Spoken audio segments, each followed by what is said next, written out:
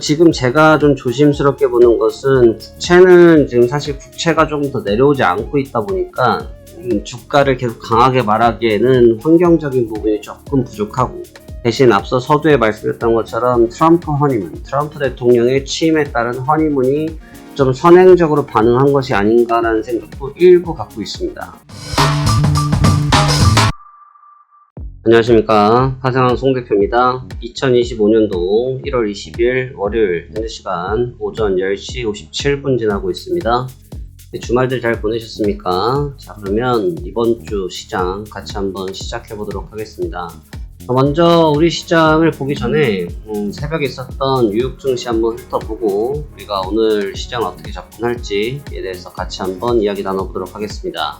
먼저 다우지수는 전장 대비해서 334포인트 0.78%가 상승을 한 43,487포인트에서 상승 마감했습니다.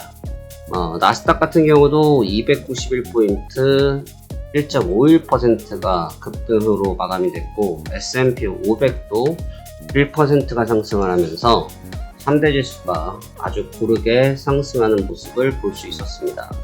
일단 이 부분은 허니문에 관련된 부분이라고 저는 생각이 되고요. 아마 시장의 평가들도 대부분 비슷한 것으로 보고 있습니다.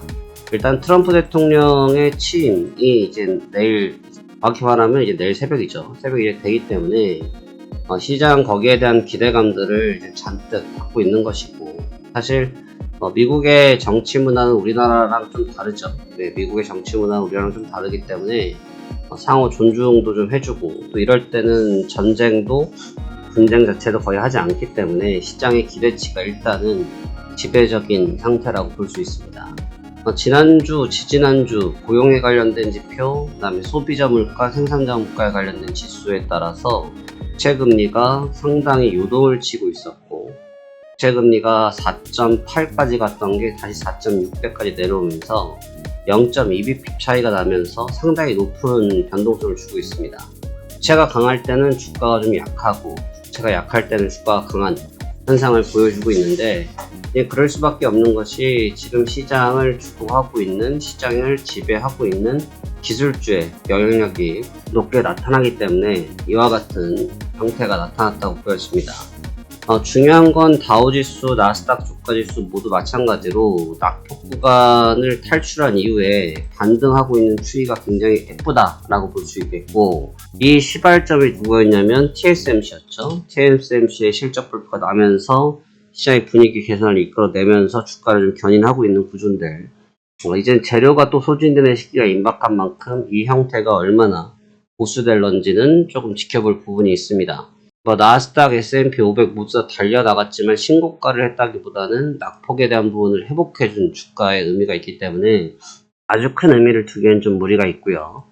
지금 제가 좀 조심스럽게 보는 것은 국채는 지금 사실 국채가 조금 더 내려오지 않고 있다 보니까 주가를 계속 강하게 말하기에는 환경적인 부분이 조금 부족하고, 대신 앞서 서두에 말씀드렸던 것처럼 트럼프 대통령의 취임에 따른 허니문이 좀 선행적으로 반응한 것이 아닌가라는 생각도 일부 갖고 있습니다. 그렇기 때문에 이 부분의 주가가 얼마나 오랫동안 잘 지탱해 줄 수 있을지 한번 지켜볼 노릇이다, 지켜봐야 될 부분이다, 저는 이렇게 생각을 하고 있고요.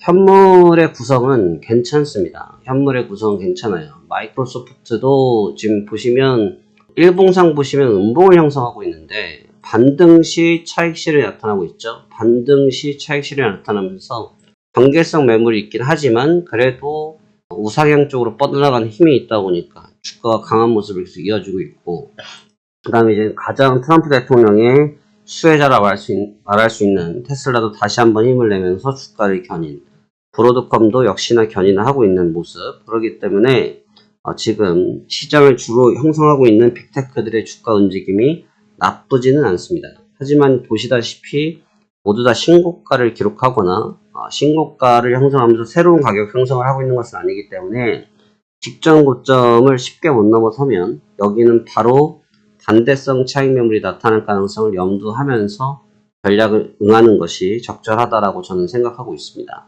지금 뭐 인텔 같은 경우도 인수설이 있으면서 인텔 주가도 지금 주가가 좀 날아가고 있고, 뭐 별의별 주가들이 특히 이제 빅테크 쪽에서 해부장하게 돌고 있단 말이죠.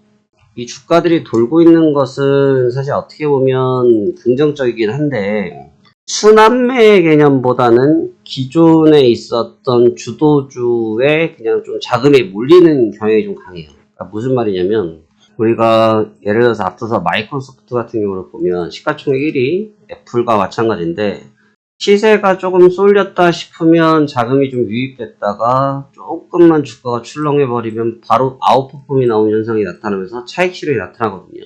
근데 그 구간들을 대부분 못 이겨내고 있어요. 그렇기 때문에 현물은 지금 추격 매수를 하기에는 좀 아니올시다. 예, 추격 매수를 하는 것은 좀 글쎄올시다라는 생각이 좀 지배적이고, 추격 매수를 할 수 있는 환경이 잘 조성되지 않고 있는 것 같습니다. 그렇기 때문에 지금 상태에서 우리가 지켜 바라볼 때 현 국면에서 주가가 계속 강하게 뻗어서 나가기보다는 아마 박스권을 취하면서 눈치 싸움을 좀 할 확률이 더 높지 않을까, 저는 그렇게 보고 있고요. 하지만 분명한 것은 반발력이 너무 좋기 때문에 쉽사리 추세 하락은 연출되지 않고 있다. 하지만 이 부분도 이제 대통령이 취임을 하시고 나서야 흐름을 봐야 될 부분이기 때문에 그 뒤의 흐름을 좀 더 집중하시는 게 좋기 때문에 이후의 흐름을 좀 더 집중적으로 보시는 것이 좋다. 현재 데이터만 기반으로 보는 것은 좀 적절치 못할 수 있다. 좀 과도하게 거품이 껴있을 확률이 있다 라는 얘기를 드리고 싶습니다.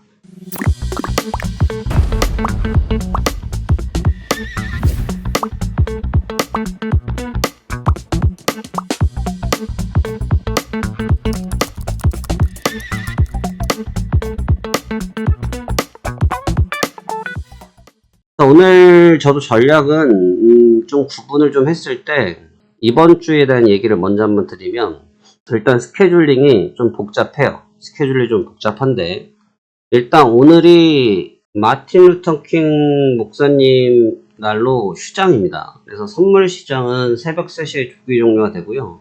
근데 이 사이에 새벽 2시에 트럼프 대통령이 취임식이 있습니다.